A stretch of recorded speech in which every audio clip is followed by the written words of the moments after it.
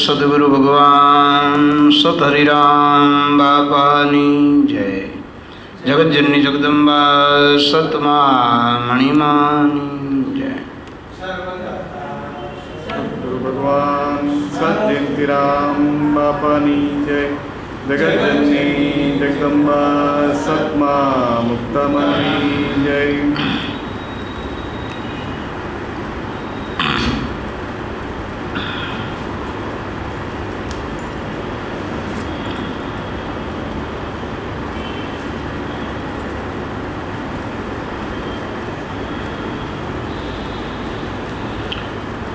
આપણે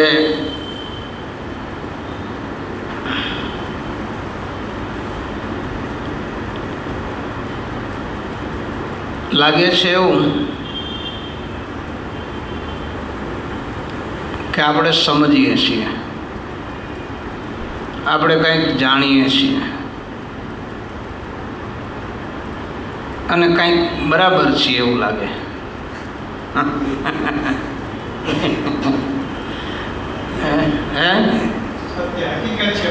અને વધારે એવું લાગે, બધાને લાગે જો મારા જેવું કોઈ નહીં,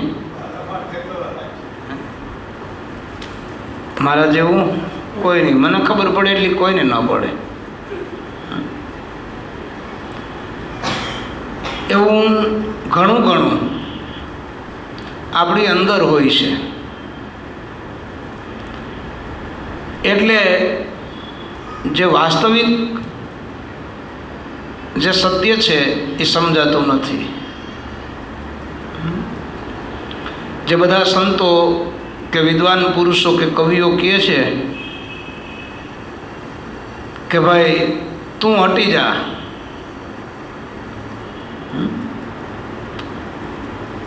તું મટી જા, તો સત્ય છે એ સમજાય. આગળના જમાનામાં સંપત્તિનો વ્યવહાર નહોતો, સત્યનો વ્યવહાર હતો. તમે સત્યનો વ્યવહાર કરો તો સત્ય સમજાય.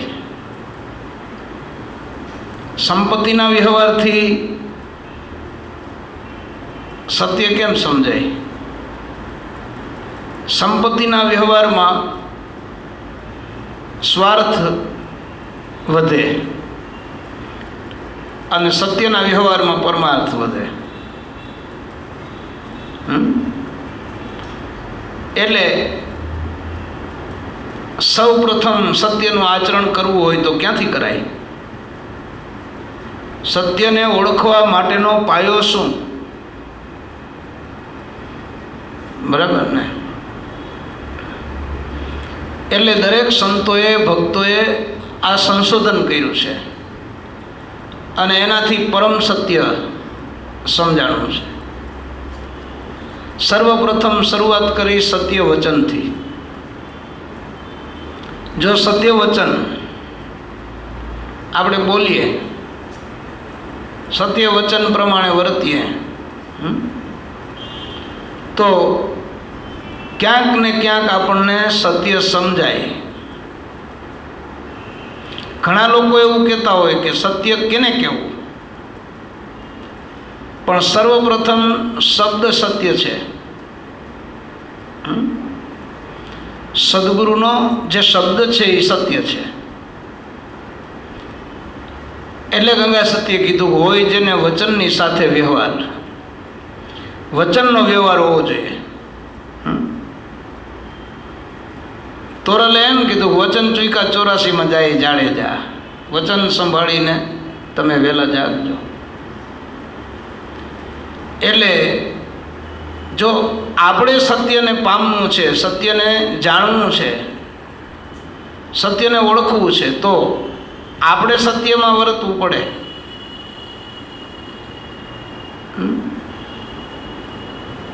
પણ લગભગ એમ કે હવે ક્યાંય સત્ય નથી, કલયુગ આવી ગયો છે. હકીકતમાં તો સતયુગ છે, કલયુગ કોઈ દી હતો જ નહીં. અને છે તો પહેલેથી જ છે, બે ભેગું છે. અંધકાર અને અજવાસ બે સાથે જ છે, સુખ અને દુઃખ સાથે જ છે. પણ દિવસ આખો તો અંજવાળું હોય, રાતે અંધારું કાઢવું હોય ને અંજવાળું જોતું હોય તો લેમ્પ પેટાવવો પડે. એમ સદગુરુ પાસેથી સતનો જે શબ્દ, જેને આપણા સંતો બધા વચન કહે છે, સતનામ કહે છે. કોઈએ એને સતનામ કીધું, કોઈએ જી નામ કીધું, કોઈએ નિજ નામ કીધું, કોઈએ નિજ બોધ કીધો. એ સત્ય વચન મૂળ સત્યનો સરદાર છે. એટલે સત્યમાં જો આપણે વર્તનમાં રહીએ, સત્યનું આચરણ કરીએ તો સત્યને પામવું, અથવા તો તમે સ્વયં સત્ય બની જશો સંપૂર્ણ રીતે.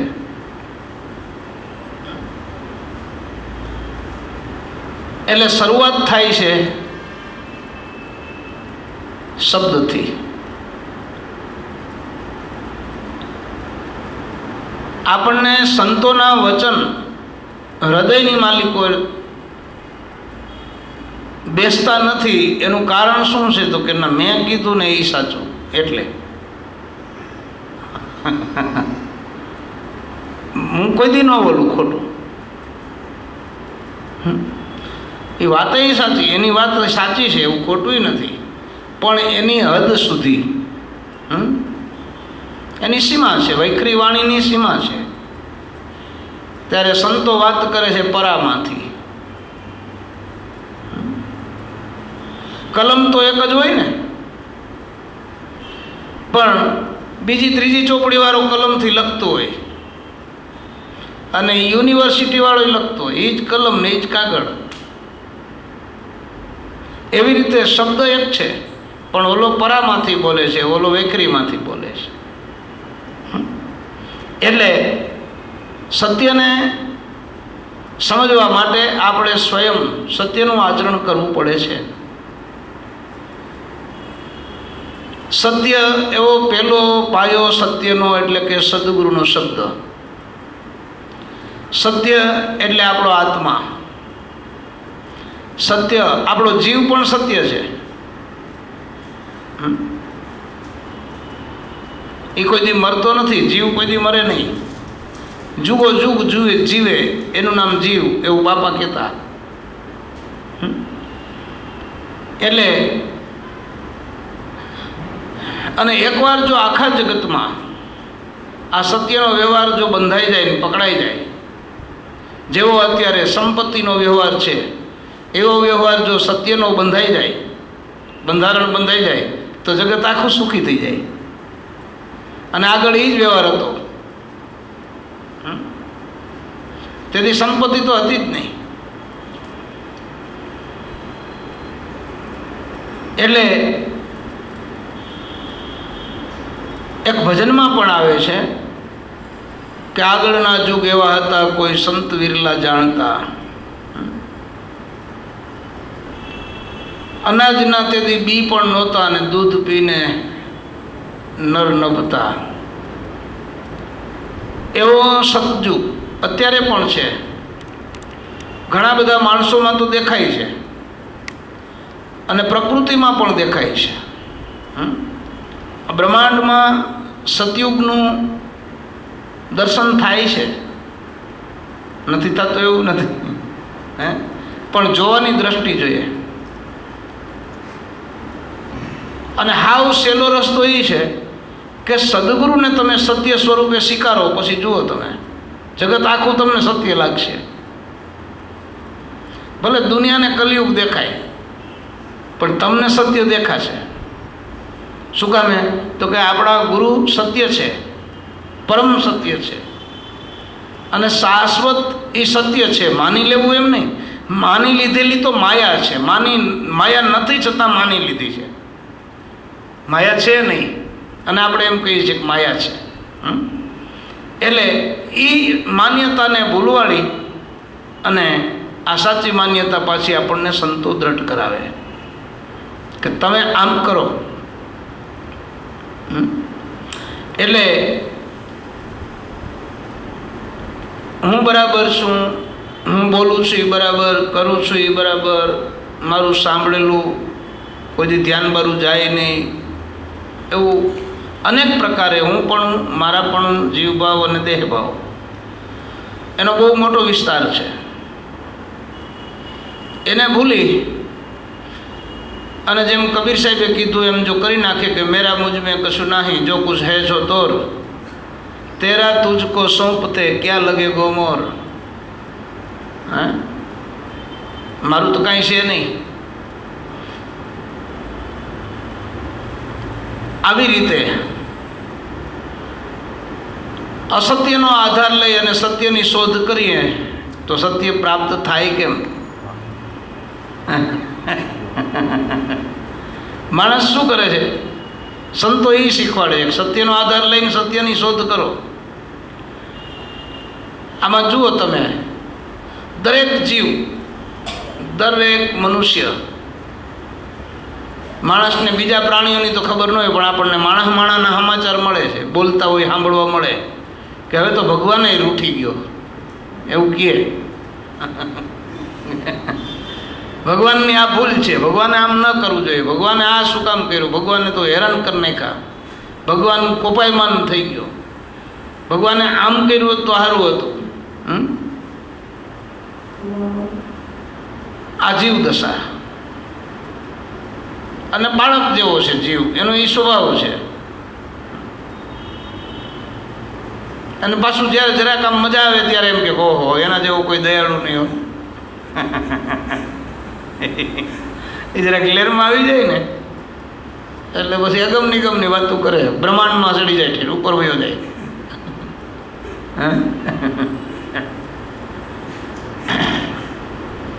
કોઈ એમ કહે, કોઈ એમ કે આ બધા શાસ્ત્ર જે લખાણા છે ને સાચા નથી, ખોટા છે. આવા થોડા હોય, આગળ થોડું આવું બનતું હોય છે. કોઈ એમ કે સંત આમ હોવા જોઈએ, આવા હોવા જોઈએ, આમ રહેવું જોઈએ. હવે આવી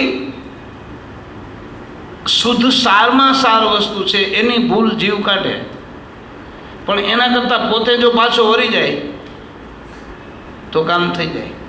સંતને કેમ રહેવું જોઈએ, ગુરુને કેમ રહેવું જોઈએ એ આપણે નક્કી કરીએ. આપણે કેમ રહેવું જોઈએ એ ગુરુ સામે કે સંત સામે કે શાસ્ત્રની સામે કે પરમાત્માની સામે અથવા તો પ્રકૃતિની સામે આપણે કેમ રહેવું જોઈએ?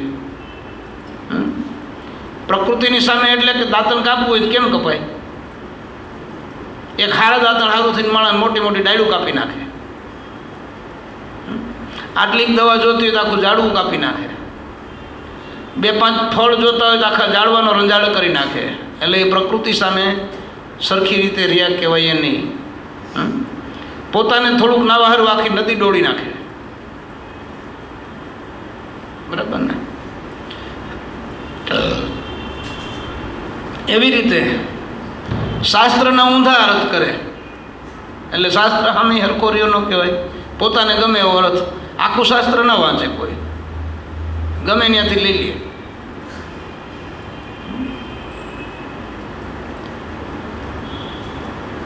અને સંતોની સામે પણ એમ.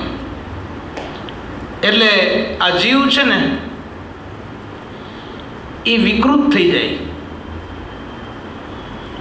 સંતોએ મહેનત કરી છે કે આ પ્રાકૃતમાંથી સંસ્કૃત બનાવીએ,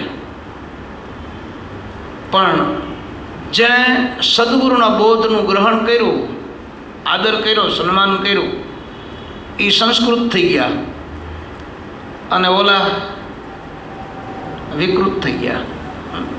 માટે કહેવાનો અર્થ એ છે કે આમાં આપણે આપણામાંથી હાવ નીકળી જવું. ડૉક્ટર જેમ આપણને ક્લોરોફોર્મ સૂંઘાડે પછી આપણે રહીએ નહીં, રહીએ? ઊંઘ આવી ગયા પછી આપણે રહીએ નહીં. માણસને કોઈ બહુ માર મારે ને પછી બેભાન થઈ જાય, પછી એને ખબર ન હોય, એને દુખે નહીં. પછી બીજાને આખા ગામને એમ લાગે જોતા કેવી પીડા થાય, ઓલાને પીડા જ નહીં, કેમ કે બેરો ખોળ થઈ ગયો હોય. એમ કાળ કર્મ અને માયાથી આ જીવ એટલો બધો બેરો થઈ ગયો છે કે એને પોતાને દુઃખ પડે છે એ જોતો નથી અને સુખ કેમ મળે એ એને સમજાતું નથી. એટલે સત્યની આશા જો આપણે રાખતા હોઈએ તો આપણે સત્યનું આચરણ સર્વપ્રથમ કરવું જોઈએ.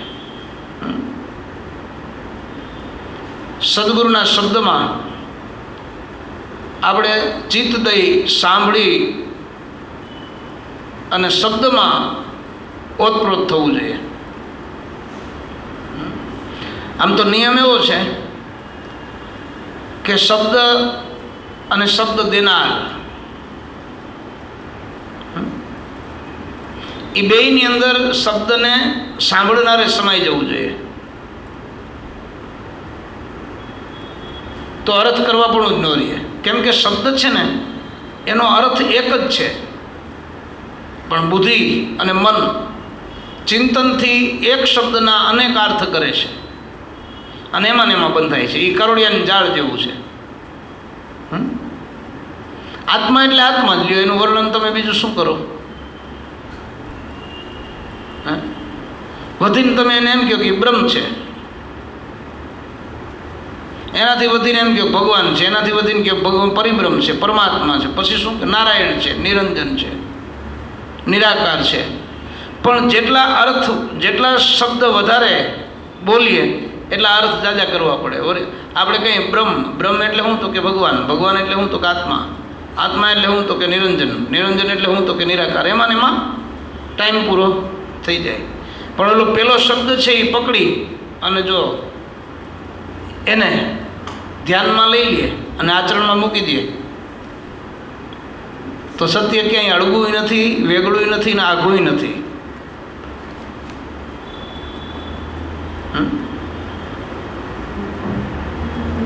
આપણી માલિક પર આપણે જે હસીએ છીએ એની કઈ ભાષા છે?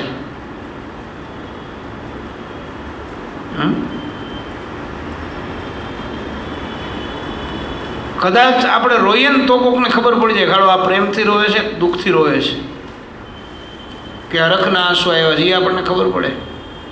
પણ દાંત કાઢો એમાં ખબર ન પડે. કેમ કે હરખ વિના દાંત આવે જ નહીં, આનંદ વિના દાંત જ ન આવે. રોવું આવે સુખમાં દુઃખમાં બેયમાં, પણ દુઃખમાં કોઈ દી દાંત ન આવે. એટલે બધા સંતો પણ કહે હસો.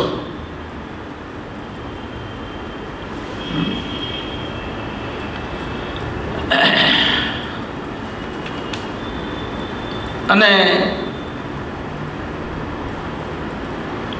એવું સદગુરુના શબ્દમાં જ્યારે આપણને સત્યનું નક્કી થઈ જાય એટલે ત્યાં સંપૂર્ણ અસત્યનો નાશ થઈ જાય. જેમ એક નાનો લેમ્પ પ્રગટ કરીએ અંધકાર વયો જાય, એમ મારા સદગુરુનો શબ્દ સાચો છે, એ સત્ય છે, એ પરમ સત્ય છે, આ સિદ્ધાંતિક છે, આવું જ્યારે આપણને નક્કી થઈ જાય એટલે અસત્યનો સંહાર કરવાની આ શબ્દ કટાર મોટી છે. એને કોઈ શબ્દની કટાર કીધી, કોઈ શબ્દનું બાણ કીધું. શબ્દના બાણથી અસત્યનો નાશ થાય.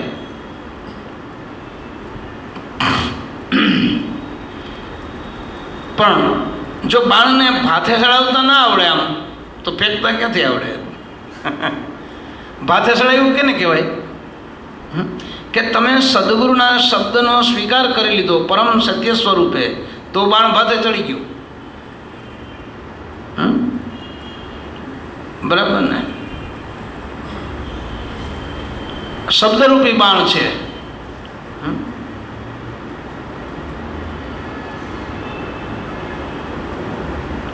અને એમાં આ 3 ગુણની કમાન છે.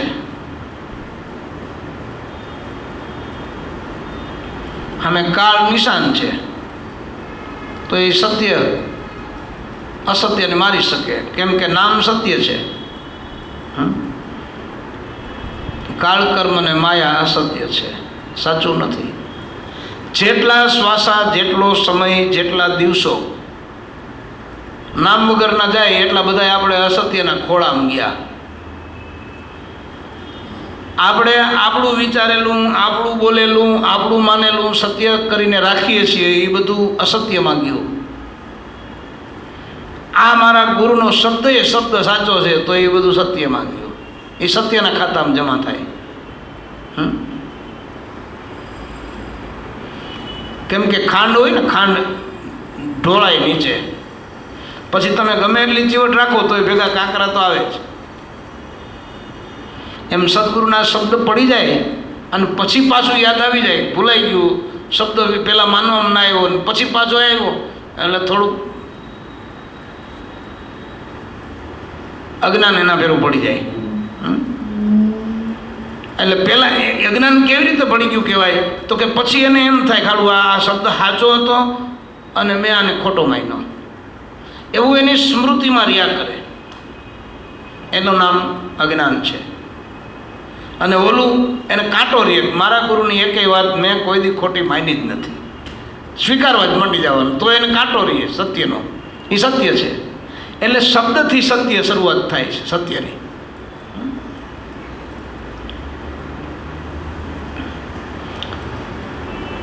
શબ્દ મૂળ છે, શબ્દ બીજ છે, શબ્દ મૂળ છે, શબ્દ ડાળી છે, શબ્દ થળ છે, શબ્દ પાન છે, શબ્દ ફૂલ છે, શબ્દ સુગંધ છે, શબ્દ ફળ છે, શબ્દ રસ છે અને શબ્દ તાકાત છે. રસમાં આપણે કેમ રસ ખાઈએ તો તાકાત આવે ને, પુષ્ટિ મળે. અને પાછું શબ્દમાં બી છે. જેમ નરસિંહ મહેતાએ કીધું ને, વૃક્ષમાં બીજ ને બીજમાં વૃક્ષ, એની જેમ એવું અન્ય ભગવાન અને ભક્ત બેયની સામસામેની એવી અરસપરસની આ ઓળખાણ છે. પણ જીવ છે એ પોતે ભગવાન ઓળખાવા માગે તો એ ઓળખે નહીં. આમ ઓળખવા સારું માળાઓ કરે, રાતને દી તપ કરે, જંગલમાં જાય, દાન કરે, પુણ્ય કરે, યજ્ઞ યાગ કરે, તીર્થ વ્રત કરે, યાત્રાઓ કરે, ઘણું કરે. ઊંધે માથે ટીંગાય ને, નાક બંધ કરે ને, આંખું બંધ કરે ને, કાન બંધ કરે ને, મોઢું બંધ કરે. કબીર સાહેબે બહુ સારી વાત લખી છે. આંખના રોંદું શું એવું કંઈક છે ને, કાનના રોંદું, એટલે એમ કે આ બધું કાંઈ બંધ ન કરું ને, એમને સહજમાં સત્યનો સ્વીકાર. જો આ આવડી જાય ને તો સાધના ક્યાં કરવી પડે? શેની સાધના કરવાની? સત્ય પામી ગયા આપણે, પણ એ સ્થિર રહી જવું જોઈએ.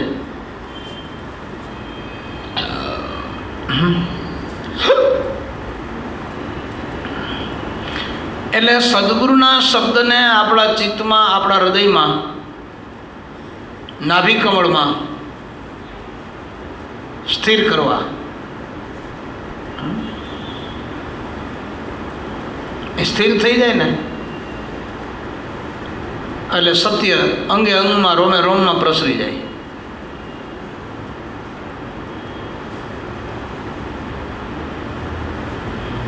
પાછું હટતા આવડવું જોઈએ. ઓલો ચિત્તો કેમ પાછો હટે?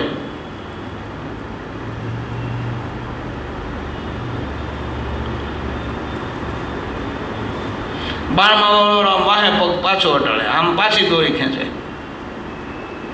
પછી તળાપ મારે તો શિકાર થઈ જાય. તો આપણે અસત્યનો જો નાશ કરવો છે તો 2 ડગલા પાછું હટવું પડે. આપણી ભૂલ તો થઈ ગઈ, એ પાછા હીટે કહેવાય. આડું સમજાણું નહીં, આ મને ખબર ન પડી, આ મને ખ્યાલ નથી, અને એમ કરતાં કરતાં હું હાવ નથી એવું જ્યારે થઈ જાય સ્વભાવમાં, એટલે સત્ય સુધી આપણે પહોંચી ગયા. કાંઈક છે એ અસત્ય છે. જે આપણે માનીએ છીએ, જે દેખાય છે, જે સાંભળીએ છીએ, જે બોલીએ છીએ, જે કરીએ છીએ, એ બધું સત્ય નથી, પણ એની અંદર સત્ય છે. કર્તવ્યમાં સત્ય છે, પણ કર્તવ્યમાં સુધારો કરાવે સંતો, પુરુષાર્થ કરાવે ને. માણસ એમ સમજે કે પુરુષાર્થ, જો ગીતામાં ભગવાને કીધું આપણે હાલો 5 વાગે ઉઠીને કામે વયા જઈએ, ઓફિસ છે, દુકાન છે, નોકરી છે, જે કાંઈ હોય, પણ એ નહીં. પુરુષાર્થ એટલે પુરુષાર્થ, પુરુષને પામવાનો અર્થ. પુરુષાર્થ એટલે ધન, અર્થ એટલે ધન, પુરુષરૂપી ધન પ્રાપ્ત કરવું છે. પુરુષ એટલે આત્મા, આત્મા એટલે બ્રહ્મ, બ્રહ્મ એટલે ભગવાન. વેદાંત એને બ્રહ્મ કહે, સંતો એને ભગવાન કહે છે. એટલા માટે આપણા દરેક સંતો, ભક્તો અને ભગવાનોએ આ સંશોધન કર્યું છે. શરૂઆત જ શબ્દથી થાય. સત્યને ઓળખવા માટેની શરૂઆત જ મેઇન પાયો શબ્દ. એટલે તો એને શબ્દ દેવામાં આવે છે. ક્યારે આપણે પીરસીએ, જમણવાર આવતું હોય તો પહેલાં મિષ્ટાન આવે ને, પછી લાડવો હોય કે અડદિયો હોય, મોહનથાળ હોય, સાટો હોય કે બુંદી હોય, જે હોય તે. દાળ ભાત પછી આવે, શાક સંભારાય પછી આવે. એમાં શબ્દ છે ને એ લાડવો છે. ગંગા સતી એટલે કીધું છે.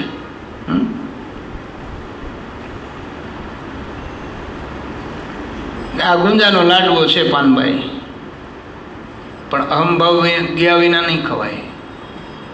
આપણા જ ખીચામાં પડ્યો છે, લ્યો. એને ફૂગી ચડે નહીં, ઊધી ચડે નહીં, એને કોઈ ખાઈ શકે નહીં. તમે જ ખાઈ શકો જો અહંકાર જાય તો, નકર ખવાય નહીં.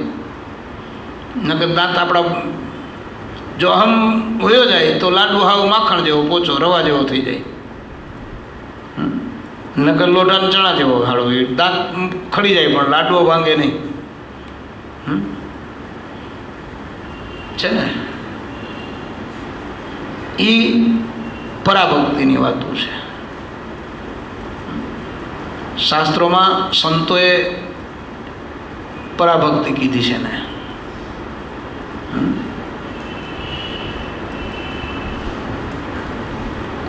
કેમ કે સદગુરુનો હુકમ સર્વે લોકમાં માન્ય છે. ખાલી નથી માનતું કોણ? તો કે જીવ એક.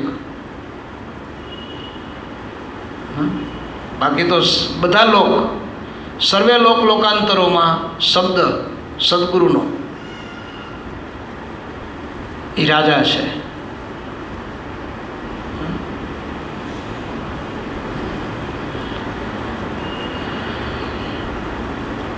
શબ્દને સિદ્ધ કર્યા પછી તમે જે બોલો, શબ્દ બોલો એમ થાય. શબ્દની તાકાત કેવી! ખાલી ઓલા વીછીના મંત્ર નથી, આમ ખાલી આમ 2 વાર બોલે પછી તો બોલવું ન પડે એવી સ્થિતિ થઈ જાય. આમ કરે ને તો ઝેર ઉતરી જાય. લ્યો છે ને. પણ એમાં આપણે મહેનત નથી કરતા.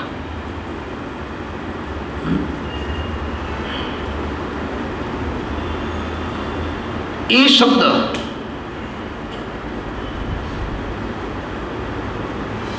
જ્યારે આપણા અંતઃકરણની અંદર ઉગાવો લે, પ્રગટ થાય,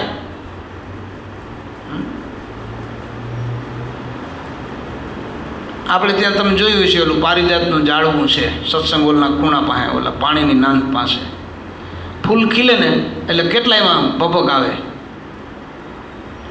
પારિજાતક છે, રાતરાણી છે, મોગરો છે, એવા જે ઝાડવા છે, અરણી છે, એમ શબ્દ ખીલે એટલે આપણા અંગે અંગમાં એની સુગંધ આપણને આવે. એટલે શબ્દને ફૂલ પણ કહેવાય. અમુક લાકડું સુગંધ આપે, ચંદન, સુખડ, એટલે શબ્દને ડાળી પણ કહેવાય, થળિયું પણ કહેવાય. અમુક મૂળિયાની સુગંધ આવે તો શબ્દ મૂળ પણ છે. એવો શબ્દ આર પાર શબ્દ, શબ્દ આર હે શબ્દ પાર હે, કબીર સાહેબે કીધું છે. શબ્દ કી ડગડેરિયા, જેણે હમ કોઈ શબ્દ બતાયા વહી સદગુરુ હમેરિયા.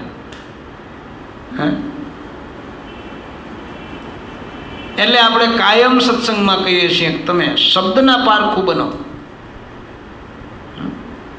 નકર તમારે જોવું ઘણી વાર બોલવાવાળા માણસને ખબર ન હોય કે હું કેવો શબ્દ બોલી ગયો. અને સામો માણસ જો શબ્દનો પારખું હોય તો એ પારખી જાય કે આ શબ્દ આ સારો છે. જો ઘાટ કેના જેવો થાય તો કે છોકરાઓના હાથમાં તમે 10ની કે 50ની નોટ કે 20ની નોટ આપી હોય, પણ એ બાળકને ખબર ન હોય, પણ બીજા મોટા માણસો બેઠા હોય જોવાવાળા એને ખબર પડે કારણ 10 આપ્યા. એમ જ્ઞાની પુરુષો છે ને એ આપણને જ્યારે સદગુરુ કંઈક આપતા હોય ને આપણને ખબર ન હોય ને આપણે અહીં કક્કો પકડી રાખતા હોય, કજીઓ બંધ જ ન થાય.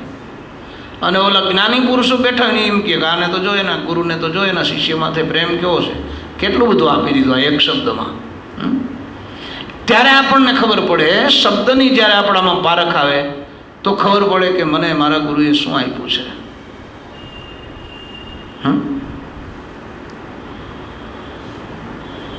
એટલે ઓલું એક ભજન પણ કોઈ ગાયું છે, કીર્તનમાં ગાતા અમે કે રામબાણ લાગ્યા હોય જાણે, ઓલા મૂર્ખા મનમાં શું જાણે, રામબાણ તો લાગ્યા હોય જાણે. ધ્રુવને લાગ્યા, પ્રહલાદને લાગ્યા, ઠરી બેઠા ઠેકાણે, રામબાણ તો લાગ્યા હોય જાણે. ઈ બાણ ગંગા સતીએ પણ એમ કીધું, પાનભાઈએ ગંગા સતીને કે છૂટા તીર ન મારીએ. બાકી તો સમજાવ કે એમ કે ઓહો આજ તો આ હું બાપાએ કે સત્સંગમાં હું ઘા કર્યા છે, એટલે ઘા કરવા આવ્યા હતા.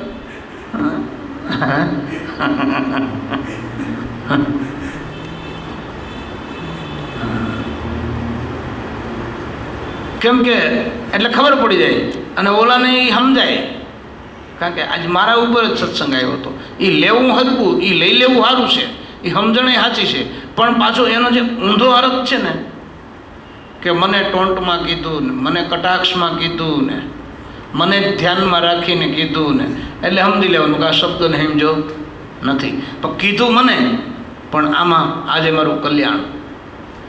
હા, આજે મારી ઉપર બહુ નવાઈ જાય ગુરુ મહારાજ, તો એ સમજો કહેવાય, લીધું કહેવાય. એના કરતું કે આજ તો બહુ ઠોહાબાજી કરી, લે એને બીજું કંઈ કામ નહીં, તારી યારે ઠોહાબાજી કરવા નીકળે, નવીરા ધૂપ જેવા બેઠો સુધી. કોઈ ન મળ્યું, તું મળ્યો એને લઈ શું લેવું આપણી પાસેથી, સંતો લઈ શું લેવાના. પણ આપણે કહેવાનો મુદ્દો એ છે કે શબ્દને પકડીએ તો જ સુખી થાય. નિજાનંદ જો જોતો હોય તો શબ્દથી થાય. નિજાનંદને, સહજાનંદને, જ્ઞાનાનંદને, ભજનાનંદને, પ્રેમાનંદને, મુક્તાનંદને એ શબ્દ પકડતા શીખવું. શબ્દને જાણે, શબ્દને સમજે, શબ્દને ઓળખે, એના જેવો બીજો કોઈ સંપત્તિ વાળો નહીં.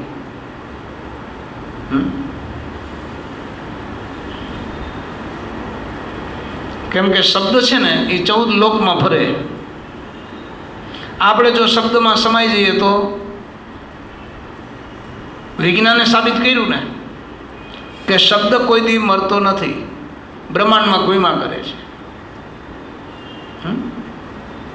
પછી એને કોઈ યંત્રથી સાબિત કર્યું કે વાત સાચી છે, યંત્રમાં પકડાનો એ શબ્દ.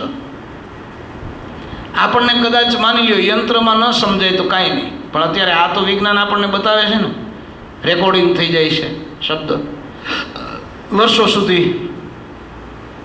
કેટલા વર્ષ પહેલાં જે માણસોએ ભજન ગાયા, સત્સંગો કર્યા, કથાઓ કરી, અત્યારે આપણે સાંભળી શકીએ છીએ. તો શબ્દ અમર છે, એ વાત સાચી.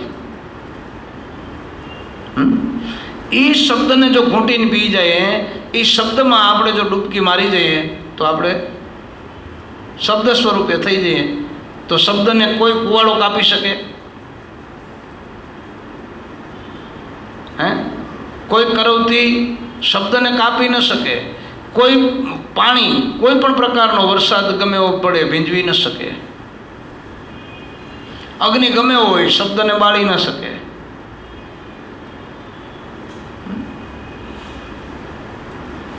ઘણા માણસ છે ને દુઃખના માર્યા બળતા હોય, હળગી જાય, બરાબર, કોઈ ગાંઠલે છાંટે ને પેટ્રોલ છાંટે ને કાંઈક કરે, અને એ ભડકામાં જે બોલાતો એ શબ્દ ન બળે.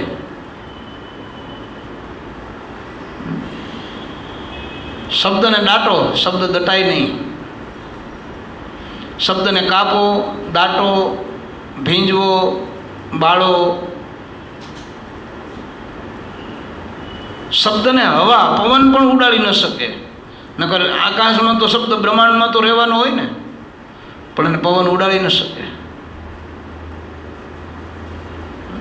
આ શબ્દની તાકાત છે. આવી આ શબ્દની જે રચના, શબ્દની જે આ સૃષ્ટિ છે, એમાં તમે વયા જાઓ તો એ શબ્દ છે ને કેનો છે? તો કે મૂળ પુરુષનો, તમારા મૂળ ઘરનો શબ્દ છે. પણ વાત અહીંયા જ અટકી જાય છે. ક્યાં? મારા જેવું કોઈ નહીં. ગાડું પોતાના ફરિયા બાયણે કોઈ નીકળે જ નહીં, એટલામાં ને એટલામાં. મારા જેવું કોઈ નહીં. પણ આપણે જો નજર કરીએ ને, કેવી રીતે? તો કે ભાઈ આપણને બે વાત કરતા આવડે છે તો આપણે જોઈએ દુનિયામાં કે ભાઈ બીજા વાતો કરે છે એ તો કહો એની પાસે તો આપણે ઓટોમેટિક આપણા શબ્દ, આપણી વાતો, આપણી આવડત, આપણી બુદ્ધિ, આપણું કાર્ય એ આપણને અંદરથી ન સમજાય તો બહાર કોકનું જોઈએ અને કોકનું સાંભળીએ ને કોકને પૂછીએ તો આપણને ખબર પડે. અને એ મૂડી છે ને એ કાયમને માટે અખૂટ રહે છે, એ અખૂટ ભંડાર છે. શબ્દ જેવો કોઈ દેવ નહીં. એટલે આપણે તો ખરેખર સૂત્ર લખવું જોઈએ, શબ્દ દેવો ભવ. હે, બરાબર ને? નામ દેવો ભવ, વચન દેવો ભવ, શબ્દ દેવો ભવ.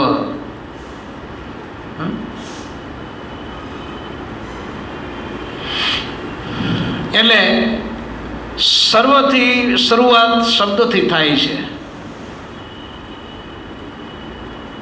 તમારે જો 90-50 ફૂટના પાણીમાં ગુનામાં તમે પડ્યા હોય બહાર નીકળો એટલે હા શબ્દ તરત અવાજ બહાર નીકળે. માના ઉદરમાંથી જીવ બહાર નીકળે ત્યારે પહેલો અવાજ નીકળે. ઘરમાં મૂંઝાઈને બેઠા હોય ને પછી દરવાજો ખોલે પરબરો શબ્દ નીકળે. અને જ્યાં જગ્યા મળે ત્યાં શબ્દ ઘૂસે. કાળના મોઢામાં પણ શબ્દ છે, માયાના મોઢામાં પણ શબ્દ છે. ભગવાન નારાયણ કે પરમાત્મા કે સંત કે સદગુરુ એના સ્વમુખે, એના શ્રીમુખે પણ શબ્દ છે. બ્રહ્મા હોય, વિષ્ણુ હોય, કોઈ પણ પશુ, પંખી, જીવ, શિવ, અંશ, પ્રાણી માત્ર શબ્દ.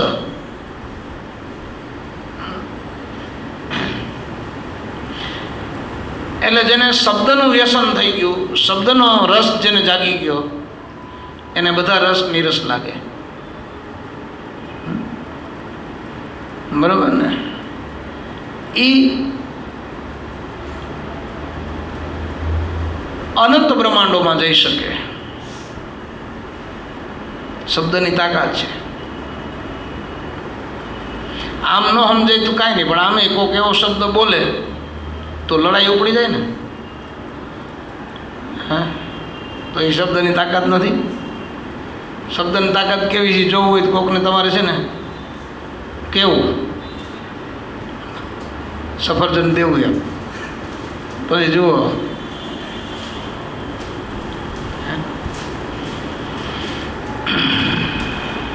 અને તમારે એમ કે ઓહો તમે ખરેખર ભગવાન જેવા લાગો છો, આટલું બોલો લ્યો. એ કદાચ તમને છે ને કાંઈ નવાજી નહીં શકે તો કાંઈ નહીં, પણ તમને ભૂલી તો નહીં જ શકે. એ ઓલા માણસે મને ભગવાન કીધું હતું. આ શબ્દની તાકાત છે. સીધું તમારું એના જીવનમાં, એના મન ઉપર અવતરણ થઈ જાય તમારું. જેમ શબ્દને પકડીએ તો ભગવાનનું અવતરણ આપણામાં થઈ જાય. પણ આપાપણું મેલ્યા વિના શબ્દ આપણા કોઈ અંગમાં, કોઈ સ્થાનમાં સ્થિર નથી થતો.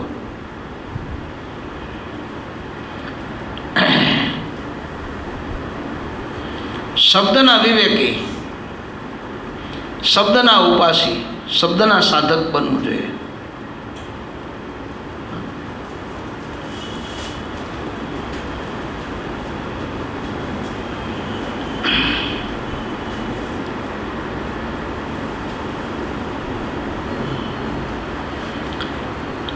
આપણે ઓલી કેસેટ હોય ને, કેસેટ, એમાં અત્યારે તો એવી કેસેટો આવે છે કે એમાં 1000 1500 ભજન હમાઈ જતા હશે કદાચ. હવે એવડી મોટી કેસેટ હોય ને એમાં એક જ ભજન ગાઈને મૂકી દઈએ તો હા બરાબર ને. એમ શબ્દ સૃષ્ટિ એટલી બધી છે, પણ આપણી અંદરની કેપેસિટી પણ એટલી છે, પણ આપણે આટલું જ બસ આ હું બોલું છું એ બરાબર જ છે, બાકી બધું ખોટું, એટલે એ કેસેટ એટલી થઈ ગઈ, બાકી આખી કેસેટ ખાલી. હા હું બોલું છું એ બરાબર છે, મેં કર્યું એ બરાબર, હું આખો બરાબર.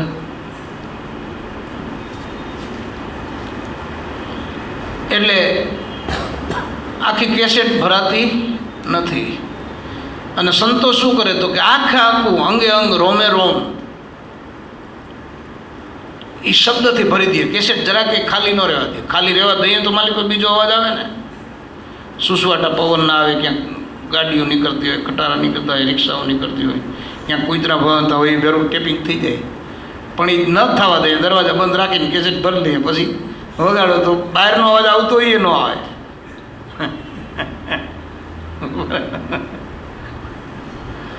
હે એટલે શબ્દના વિવેકી, શબ્દના સાધક અને શબ્દના ઉપાસક બનીએ.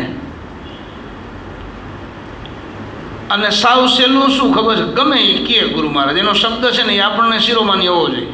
એમાં સંશય વિના, શંકા વિના, ભ્રાંતિ વિના, ભ્રમણા વિના, સમજણ હોય કે ન હોય કાંઈ નહીં. શ્રદ્ધાથી, વિશ્વાસથી, પ્રેમથી અને ભાવથી અને લગ્નથી તમે લઈ લો તો કામ થઈ જાય. એકવાર આપણે અહીંયા દ્રષ્ટાંત એક આપ્યું હતું.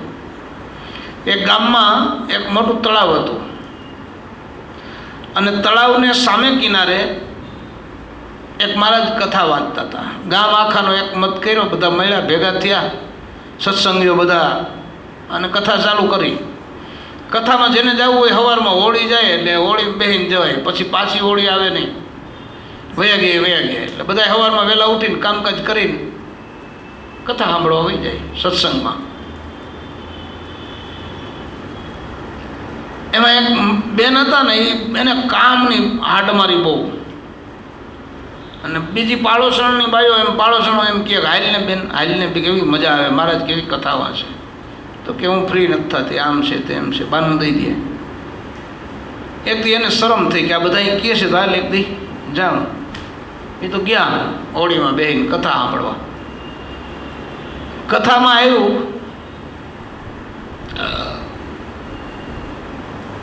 કે આ સત્સંગની તાકાત એવી છે કે આમ પાણી ઉપર હાલા જાવ ને તોય બુડીએ નહીં. હવે એને એમાં શ્રદ્ધા બેસી ગઈ, વિશ્વાસ બેસી ગયો, વાત ફિટ થઈ ગઈ, સ્ક્રૂ હરખો ટાઈટ થઈ ગયો માલિકો. ગામ આખું વયું ગયું, કથા પૂરી થઈ. એટલે મહારાજ કે બેન તું જા, તો કે આ બધું મારે જે આ પાથરણા ઉપાડવા જો ને, બધા આ પ્રસાદના બધા કાગળિયા પડ્યા છે, બીજું ત્રીજું, ઝાડવા થોડાક પાઈ દઉં, પાછી કાલની કથાની થોડીક તૈયારી કરવી તો એ કરવા માંડું, હું પછી વહી જઈશ. કેવી રીતે જઈશ તો કે હું વહી જઈશ. કેવી રીતે? આ હોળી તો આવવાની નથી. તો કે ના, મને એ કાલ કથામાંથી જ મળી ગયું છે. મહારાજ કહેવાડું આ એ કમાલ છે, મને આટલા વર્ષમાં ન મળ્યું, આને અટાણે એક દીમાં મળી ગયું. તો હા ઠાવ. મહારાજ કે ભલે નહીં જાય તો હુઈ રહે, બીજું હું અહીંયા. હાંજ પડી ગઈ, દી થોડોક હતો ને પછી તો બેન ઉપડ્યા. ઓલા હું ગામડામાં દેશી ભાષામાં કહે ઓલું પોતિયું કરીશું,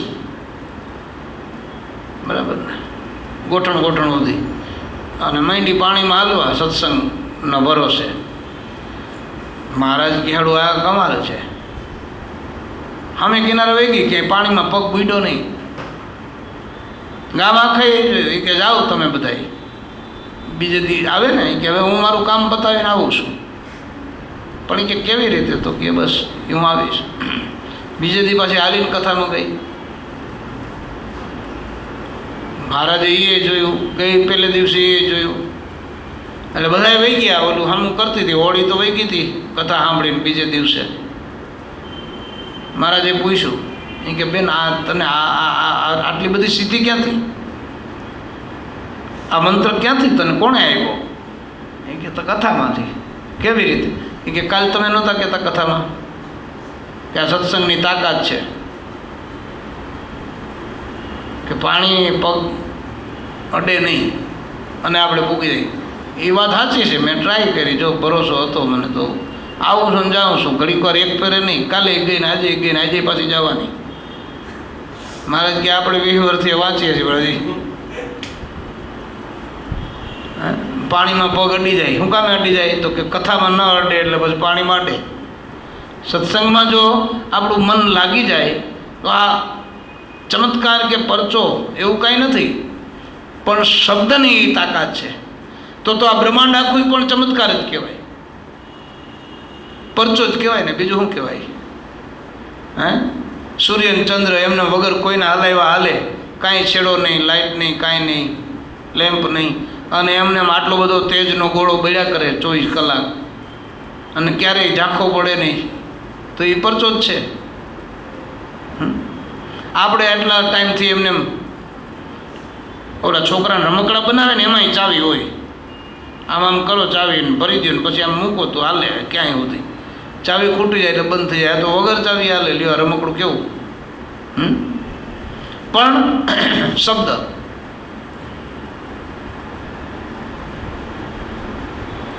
શબ્દમાં તાકાત છે, શબ્દમાં સિદ્ધિ છે. અને બાપા હરિરામ બાપા એવું કહેતા અમને કે શબ્દ એ જ સાંભળ્યો. પણ કયો શબ્દ? તો કે ગુરુનો શબ્દ, આપણો નહીં. ગુરુના શબ્દને કોઈ સંતે પણ લખ્યું છે કે વીરા મારા સદગુરુના વચન તમે હૃદયે ધરો. એને બુદ્ધિ લગાડવા જાય ન હાલે કાંઈ. આપણે કોઈ ઓળખતા નથી આ ચાંદી છે કે નહીં એવું નક્કી કરવા બેસી આના મનન કર્યા કરીએ તો ન મેળ પડે. પણ સોની કહી દઈએ કે ના હોળવલી છે આ પાયતું ફાઇનલ. પણ વળી એ હોની સાચું નહીં બોલ્યો એને બીજે જવું પડે, બીજે જાય ને વળી ત્રીજા હોની પાસે જાય તો ચાંદી હોય ગહાઈ જાય, બધી ગહાઈ જાય ને. ઓછું તો થાય જ ને, ગહારો મારે એટલે થોડા જાજુ. પછી આપણે કહીએ જો હું નહોતો કહેતો ચાંદી હતી જ નહીં, હતી તે રહેવા નહોતી એમ. અને બીજી કહેવત એ પણ છે કે સત્યનું પારખું ન હોય. એના પારખા કરાય નહીં, એને ચરણે જવાય, એને આધીન થઈને રહેવાય અને એને અપનાવી લેવાય.